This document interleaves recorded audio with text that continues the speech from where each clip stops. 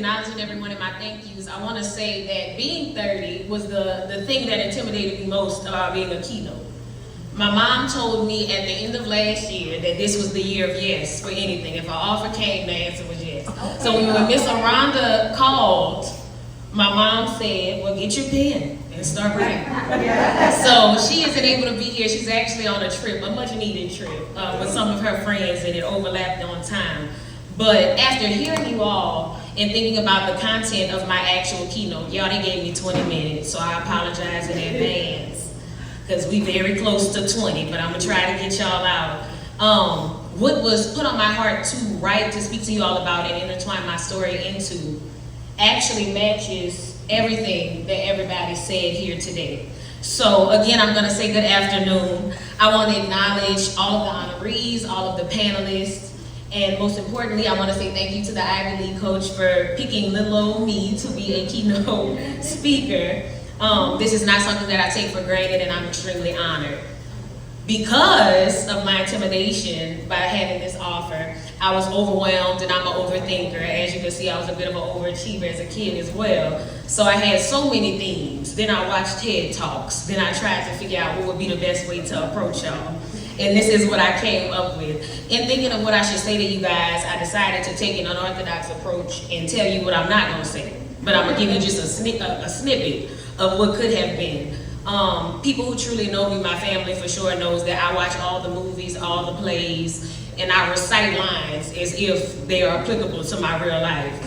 So some of the things that I thought about giving you all were one from Denzel Washington and Remember the Titans, a statement I tell my sister all the time, a statement I tell people all the time. I don't scratch my head unless it itches. I don't dance unless I hear music. I will not be intimidated. There you go. Glennon Doyle Melton once said, you can't beat fear, just do it scared. Fear is not your opponent, it's not something that you have to beat. My father, as an entrepreneur, used to have me listen to some of his motivational recordings, and one that sticks out to me all the time was from Art Williams. And he would recite all these excuses, and he would say, just do it. And every morning, my dad would pray with me, and he'd say, look, whatever you're gonna do today, just do it. While those are some quotes that have gotten me through some very character-defining moments, I centered today's talk around Marian Wright Edelman's, you can't be what you don't see. Wow. In my opinion, that quote has shaped my life up until this point. From my preschool teacher, who I see sitting in the back, Miss T, to some of the state legislators that I've worked with and had the pleasure of working alongside for the past 3 years. You cannot be what isn't before you. However, you also can't be what you aren't identifying within you. So that quote from Marian Wright Edelman addresses an important topic, and it's the issue of visibility. The idea of showing up for yourself and others and being seen and seeing others is far more powerful than we realize. By showing of hands, how many of us use social media? Of those hands raised, how many times have you seen someone of the same race or the same gender on social media and they've achieved something or they've gotten a shout out and you yourself have taken great pride and you've reposted or you've shared or you've sent it to someone? Yeah. Have you ever wondered why is that? You don't know them, but somehow a win for them feels celebratory to us because of our similarities. In our minds, it's almost as if that visual of them lets us know that we too can do it. That is the power of visibility. As an inquisitive girl born in Gibson, Louisiana, to a set of parents with patience, I had the privilege of exposure. Any questions I wanted answered, someone would provide an answer, or they will pass me off to someone who could answer. My parents nurtured my curiosity and realized my ambition before I did. In doing so, they made it a point to expose me to people who could challenge and teach me. Since we're here in celebration of impactful women, I decided to discuss some women who've impacted the trajectory of my life with you all today. Starting with my grandmother, known to many as Love or Miss Rose, she was easily one of my first sheroes. As a divorced single mother to 4 children, one of whom was terminally ill, she pushed herself through school, became a principal, And I watched her face that adversity without fear, always poised and positive. My grandmother has poured into people in times that I knew from personal experience that her cup was half full. Her pure heart, her generosity, her compassion, living up to her name, my grandmother has taught me love. As the daughter of a salon owner and stylist, it's needless to say that I have the privilege of having several honorary aunties and cousins and big sisters.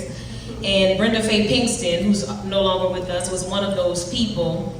A storybook wife, an ultimate boy mom, and businesswoman. My Aunt Faye was an outspoken personality. She had no issues respectfully communicating her thoughts and standing her ground. She was charismatic, she was bold, lively. She taught me to dare to be myself and to dare anyone to question me. And in the first grade at Gibson Elementary School, I was introduced to a force of nature in the form of an educator known to many as Miss Ruffin, or Miss Janet Ruffin. I hear some of y'all know her. Miss Ruffin was the first educator to speak this very experience over me and this reality that we're in right now. As a stern teacher, but a thoughtful teacher, she made you proud to make her proud. At 6 years old, she was so confident in my public speaking abilities that she sent me home with a packet for Black History Month. And my mom called her to ask what the packet was. And she said, I want her to memorize it, to recite it before the school. And my mom argued tooth and nail to see if we could summarize it, if we could condense it. And she said she is capable of producing the creation as it is written before those people with no papers. And so that took place. The confidence that she had in me became my own, and that same confidence is what has led me here today. Who knew that years later, Professor Angela Renee Bell at Southern University Law Center, the Southern University Law Center, will come into my life and resurrect the same flame that Ms. Ruffin had lit all those years ago. A pioneer and a justice leader with phrases like don't waste your words and brevity is the key to advocacy, Professor Bell taught me that preparation leaves little to no room for doubt. She always made me take myself seriously, in her words, to ensure that there was never any question of my capability or character. While she doesn't realize it, and she's recording me right now, my little sister is another woman who's impacted me. My starter daughter, as we are 11 years apart, as I call her, has reshaped my life from the first day I held her. While I was always a go-getter, she made me want to do more. She became my motivation to see things through and perform well in hopes that she will one day look at me in the same ways that I've looked at some of the women that I've mentioned. Last but certainly not least is my mother. Married and in her early 20s when she had me, and as a 30-year-old who's just starting their career, I could not imagine what that was like. When I was little, she shaped so much of what I thought a woman should be, and she still does. Soft, nurturing, tough, relentless, a wife, an entrepreneur, a sister, a friend, a daughter. From her taste in clothes to the cadence when she speaks to the flip of her hair, if any of y'all have ever met her, my mother has taught me that femininity is multifaceted. A woman can be many things. In fact, she must be. My mother has demonstrated the power of femininity daily, and I still strive to emulate that in my day-to-day life. While my career choices didn't mimic the women that I looked up to growing up, I have taken pieces of them along with me through my journey, and they've helped to shape the woman that I am and continue to become. In the early years, I knew that I wanted to be like the women I saw on TV. I just told you I love television. So the skirt suit women, as you see, I wore one today, who carried the briefcases and had itineraries and did lunch. I wanted to be one of those so bad. The Claire Huxtables and the Maxine Shaws of the world. While I had no earthly clue what that looked like in real life, it looked pretty cool on television. So I thought I'd figure out how to become one. So at the minimum, I knew that law school had academic requirements. So I started with my grades. Without parental incentives, I strived for excellent grades as early as elementary school with that television attorney end goal in my mind. In fact, I spoke in valedictorian over myself in the 4th grade because of the mental image that I had. The type of woman that I wanted to become was enterprising and very busy. So needless to say, academic success just wasn't enough when I got to middle school. I wanted to improve my on-campus presence in some way, So I looked up to some of my mother's teenage clients at her hair salon that were involved in school. I'd hear them rave about groups like Student Council, Beta Club, Key Club, and other class offices. So without a second guess, I started to run for stuff, for various groups, with my dad as my campaign manager. Eventually, I found myself in a little bit of everything, taking on roles like class president and student ambassador. Those roles not only challenged me, but they allowed me to be exposed to people with similar mindsets who were able to teach me new things and insightful things. While I was doing a decent job of putting myself in the environment for academic success, I had yet to feel certain that a little country girl from a small town like me could actually do it, could become the woman that I'd envisioned, the Claire Huxtable that I'd seen on television. It wasn't until I embarked on my law school journey that I was able to see what those women's influence on my life had done for me. I was able to prove to myself that I possessed all the characteristics that I had admired in those women over the years. The long hours of studying, the lack of sleep, the constant need to prove yourself in the comparison game can be defining and hard on anyone. However, those challenges that I faced during that experience seemingly reassured me of myself. The things in me that I didn't see were suddenly clearer. I no longer thought I was good enough, I knew it. I no longer questioned my abilities, I proved them. It was as if everything that those women had poured into me from my adolescence had blossomed overnight. Today, as a young attorney who works in politics, two of which are male-dominated fields, I have been met with challenges every single day. Some of which require me to reach into my toolbox and implement some of the things that my tribe has taught me. Whether it's presenting before a committee hearing and putting on that same confidence that I had for the Black History Month program in first grade, or doubling down on my research findings because of my age and daring someone, as my Aunt Faye taught me, to question my work product. I'm constantly using those traits and tools as I navigate through work and life. In a world where society has constantly told us what we could and could not be based on gender, race, or social class, it's empowering to surround ourselves with people who are embracing themselves, defying the odds, and excelling in their own right. My relationships with each of those women is proof that we all can be anything we want to be. We just need to surround ourselves with people that are doing it and seeing it within ourselves. Now, what do I mean by that? Am I encouraging you to connect with women in your field immediately via LinkedIn? Am I suggesting that you join an organization with women of a certain social class? I'm unopposed to both of those, but I'm simply encouraging you to look within and make an honest determination of the type of woman that you want to be. If you could, right now, I want all of you to close your eyes and envision your ideal self. The men can participate too. The person you want to be. And I'm gonna ask you a few questions while you hold that mental picture in your mind.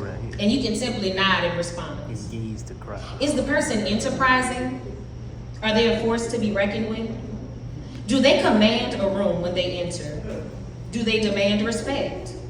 What does that person do for a living? Is that person happy? What inspires them? Would you want your child to be like them? Now for my last question, open your eyes. What is stopping you from becoming that person? You have the power within to break through barriers and shatter glass ceilings. You can defy expectations and carve out your own path, regardless of what society may tell you. Too often we're bombarded with images and messages that tell us how we should look, how we should act, how we should live our lives. But the truth is that there's no one-size-fits-all definition of what it means to be a woman. We're all unique with our own strengths, talents, and ambitions. So I urge you to embrace your individuality and embrace the power that comes with being a woman. You can be a leader, a trailblazer, a change maker. You can be an activist, an educator, an entrepreneur. You have the power to make a difference in the world, no matter how big or how small. But to do that, you must first believe in yourself. You must have the confidence to take the risk, to step outside of your comfort zone and to challenge the status quo. Trust in your abilities and bet on yourself. And most importantly, you must support other women along the way. Embrace whoever you deem impactful in your community and your tribe. We're stronger together, as many of you have pointed out today, and when we empower each other, there is no limit to what we can achieve. Coco Chanel once said, a woman should be two things, who and what she wants. Remember, you can't be what you don't see. See it for yourself first. You have the power within to create the future you want. Believe in yourself, support your fellow woman, and never stop fighting for visibility and empowerment. As women, we continue to see ourselves in new fields and new places and new spaces. That image, that visibility is what keeps us going and growing. Before I close, I would like you to repeat after me. I am strong. I am strong. I am powerful. I am powerful. There is nothing that I need. There is nothing that I need that lives outside of me. that lives outside of me. In conclusion, it is crucial for women to be visible in society to break down barriers and achieve equality. By embracing our strengths, talents, and voices, we can empower future generations of women to stand up, speak out, and make their mark on the world.